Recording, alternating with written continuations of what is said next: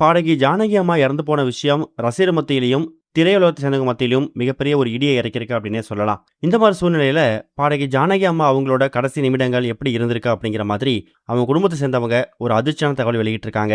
அதோட விவரத்த தான் இந்த வீடியோல பார்க்க போறோம். இந்திய சினிமால ஒரு மகத்தான பாடகரா வலம் வந்தவங்க தான் எஸ். ஜானகி அம்மா.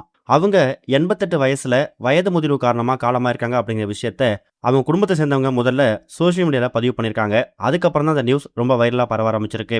விதியின் விளையாட்டு அப்படிங்கிற படம் மூலியமா 1957ஆம் வருஷம் பெண் என் ஆசை பாழானது அப்படிங்கிறது தான் அவங்க பாடின முதல் பாட்டு. அந்த பாட்டு மூலியமாவே அவங்க வேர்ல்டு ஃபேமஸ் ஆயிட்டாங்க. அதுக்கப்புறம் 17 மொழிகள்ல பாடின ஒரே பாடகி அப்படிங்கிற பெருமையும் இவங்களுக்கு கிடைச்சிருக்குது. எல்லா இசையமைப்பாளர் பாடல்களையும் இவங்க பாடியிருக்காங்க. பல மாநிலங்களோட மாநில விருதுகள் கொடுக்கப்பட்டிருக்குது. இந்தியாவோட மிக உயரிய விருதா இருக்கக்கூடிய பத்மபூஷன் விருதை 2013ஆம் வருஷம் இவங்களுக்காக அறிவிச்சிருந்தாங்க. ஆனா அந்த விருது தனக்கு தாமதமா கொடுக்கப்பட்டிருக்கு அப்படிங்கிற மாதிரி அந்த விருதை ஏத்துக்கிறதுக்கு மறுத்திருக்காங்க. கடந்த ஒரு சில வருஷங்களாவே இவங்க திரையுலகத்தை விட்டு விலகியிருக்காங்க. எந்த ஒரு நிகழ்ச்சிகளையும் கலந்துக்கிறது கிடையாது. எந்த ஒரு பேட்டியும் கொடுக்கறது இல்ல.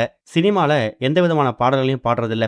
ரீசெண்டா கடந்த ஒரு 6 மாசத்துக்கு முன்னாடி ஜானகி அம்மா அவங்களோட மகனும் திடீர்னு உயிரிழந்துட்டாரு. அந்த ஒரு மரணத்துக்கு பிறகு ஜானகி அம்மா ரொம்ப நொடிஞ்சு போயிருக்காங்க.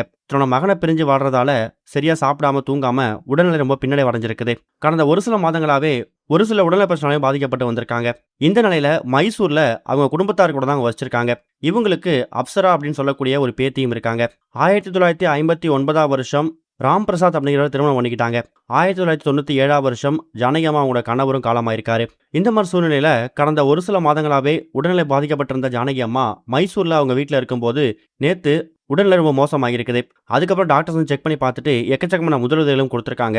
ஹாஸ்பிட்டலுக்கு கூட்டு போய் அங்கே ட்ரீட்மெண்ட் கொடுத்து அவங்க மரணத்தை தள்ளி போடலாமா அப்படிங்கிற மாதிரியும் எப்படியாவது காப்பாற்ற முயற்சி பண்ணலாம் அப்படிங்கிற மாதிரியும் பல முயற்சிகள் எடுத்திருக்காங்க. ஆனால் அந்த முயற்சி எல்லாமே தோல்வியில் தான் முடிஞ்சிருக்கு.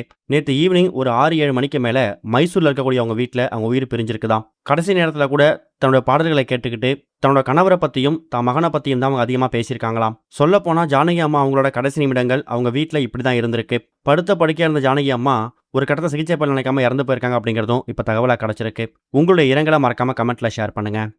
இது வரைக்கும் கனெக்டிங் டிவிக்கு சப்ஸ்கிரைப் பண்ணனா மறக்காம சப்ஸ்கிரைப் பண்ணிக்கங்க.